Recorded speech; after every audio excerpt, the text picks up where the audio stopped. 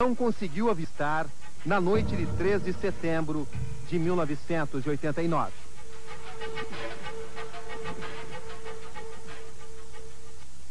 Depois que esta reportagem ficou pronta, o copiloto Nilson Zilli resolveu dar uma nova entrevista e pela primeira vez contar a sua versão dessa história.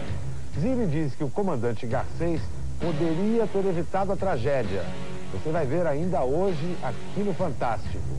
Aquele acidente só aconteceu por excesso de confiança do comandante e por egoísmo, por ele não ouvir ninguém e as coisas se processarem da maneira que ele queria. E o repórter Roberto Cabrini passa 2 dias na floresta para chegar ao que restou do voo 254. Um espetáculo em pequenos detalhes.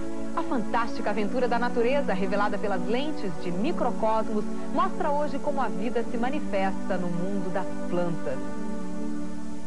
Antes da tragédia. E o repórter Roberto Cabrini passa 2 dias na selva para descobrir os destroços do Boeing. Ele foi acompanhado pelo herói desta história, Afonso Saraiva, um sobrevivente, o homem que levou as equipes de resgate até o local da queda. Motor 1 acabou de parar, a gente vai ter que descer agora. Não vou poder falar mais, que a gente vai se preparar aqui para o pouso, ok? Atenção, tripulação, preparar para o pouso passado. O garimpeiro Afonso Saraiva é tímido e humilde, mas não há dúvidas. Sem ele, a tragédia teria sido maior. Depois do pouso forçado, Afonso teve papel decisivo no salvamento de 42 pessoas. Nosso destino é o norte do Mato Grosso, a imensa floresta amazônica. Aí está a região onde o comandante Garcês pousou sua aeronave há 8 anos. Do alto, nem sinal do Boeing da Varig. O jeito é descer.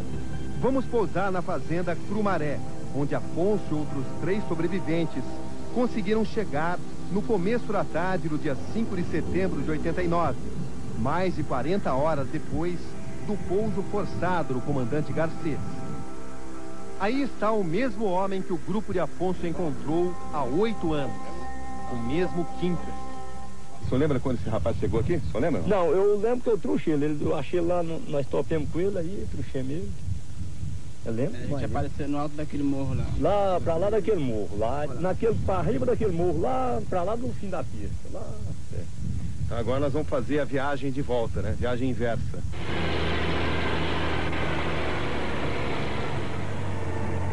À procura do Boeing, nos embrenhamos então selva dentro.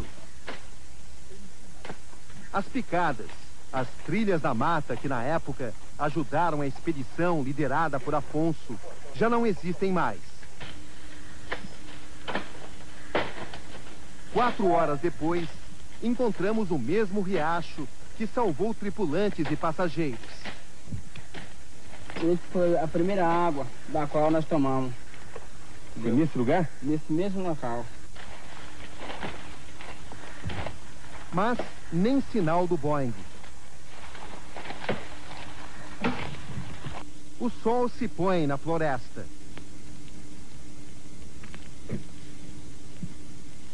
Passados 8 anos, a floresta mudou e encobriu parte da picada, a trilha que levava até o avião. Encontrar o Boeing, que foi pilotado pelo comandante Garcês, se transformou uma tarefa muito penosa. E o jeito é passar a noite aqui mesmo. 2 dias de caminhada na selva, até chegar aos destroços do avião, que jamais encontrou seu destino.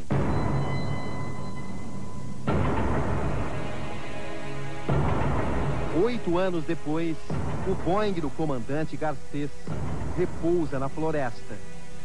O lado interno é hoje moradia de cupins e de morcegos.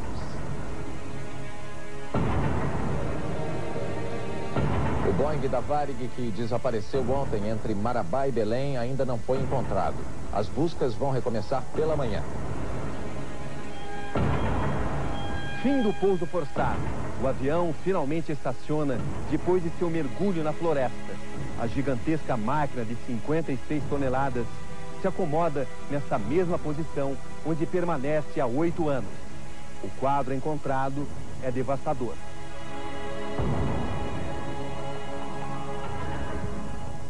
As poltronas que tinha nessa localidade soltaram-se todas e se empilharam todas lá na frente, ou seja, em cima da gente. Então, nesse caso, era um cenário muito triste, pessoas no meio da ferragem retorcidas, uma coisa muito triste demais. De repente eu tentava me mexer, os menores movimentos eu quase desmaiava. Eu virei meu pescoço e vi um cidadão morto do meu lado, roxo, entendeu? Era um desespero muito grande, um querendo tirar as pessoas lá dentro, não tinha como tirar, que se fosse tirar um machucava o outro que estava embaixo e foi um desespero muito grande. Perdi minha esposa, a Caixa, filho Giuseppe e o filho Bruno. Agora eu tenho uma nova família e ela representa agora tudo aquilo que eu perdi. Ela conseguiu me trazer de volta aquilo tudo que eu perdi. Você acha que o senhor já conseguiu superar tudo isso?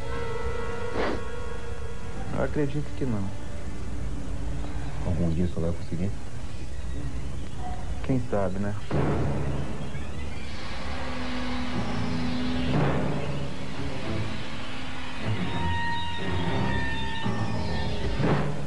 A pergunta que mais incomoda nessa história é a seguinte: por que o avião não voltou para Marabá depois de ter voado por 1 hora sem encontrar Belém?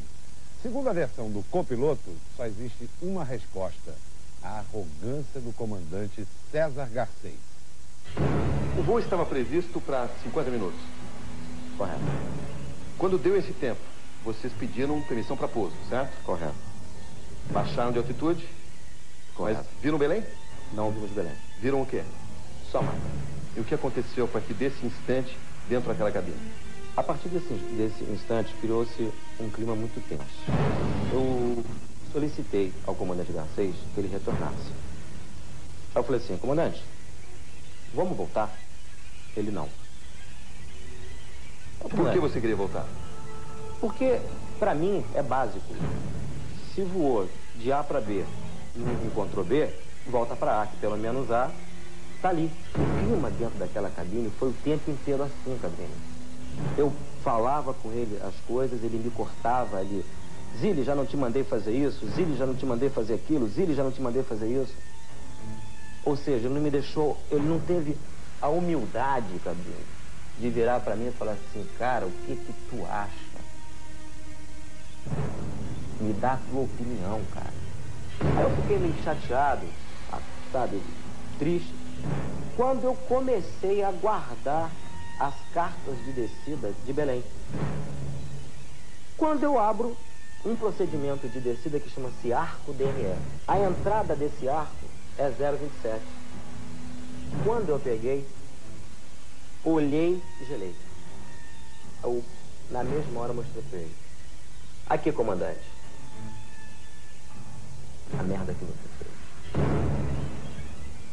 Nessa hora, cabelo, ele levou o dedo na boca e fez assim: tipo, fique calado para não ser gravado no file recorder. Aí ele pegou a carta de rota e... não, porque nós estamos aqui, que não sei o que tem lá, estamos perto de Carajás. E ele estava falando com um Varig que estava posado em Santarém. E não tinha dito pro Varig de Santarém o que tinha acontecido. A origem daquilo dizia que era um todo. pane de compass. É, e que na realidade... Ou seja, seria um pane do sistema de bússolas. Isso, mas não teve... Ou seja, ele mentia. Você mentia, não tinha... E sabia que estava mentindo. Sabia que estava mentindo. Ele sabia que estava mentindo, porque não teve pane nenhuma, não teve... Mas essa era a história que ele pretendia contar. Essa foi a história que ele contou, né?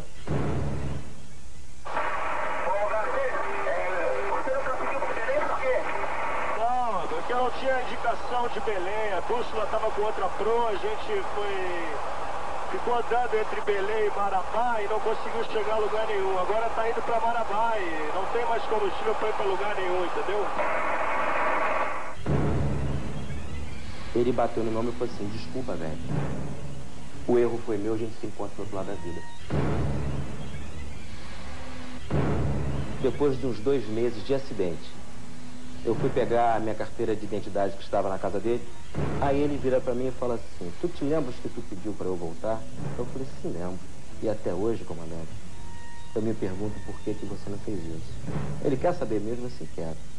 Eu não voltei porque os 2 estariam na rua.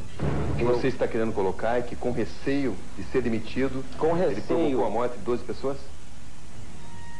Olha, Cabrini, com pureza d'alma, eu acredito que sim. Na sua opinião, o comandante Garcês foi o culpado por essa tragédia? Foi. Por causa da prepotência, por causa da arrogância e por não ter sido humilde, né? Eu acho que se ele tivesse sido humilde, muitas coisas poderiam ter sido evitadas. E o copiloto dele teve alguma culpa? Teve, de ter confiado, de ter depositado nas mãos do meu comandante a minha própria vida. Esta semana descobrimos um trecho das conversas da Caixa Preta que confirma a versão do copiloto. Nele, o comandante reconhece seu erro. Vamos lá, temos um dia, né? Foi um prazer tudo isso. E nada, uma pena que não... De nada, a gente não tem esse Por que você demorou 8 anos para contar essa verdade? Veja bem, Cabrini, eu não tenho mais compromisso com ninguém. O único compromisso que eu tenho é para comigo. Eu acho que dessa forma eu vou conseguir resgatar a minha identidade como ser humano. E também poder... Eu usei hoje aqui, sabe, para mim está sendo muito bom porque foi um desabafo, sabe, de toda esse rolo, todo esse enredo. E na realidade, hoje eu estou me sentindo aliviado, porque eu botei para fora uma coisa que eu deveria ter feito há 8 anos atrás. Atenção, tripulação, preparado para o pouso passado.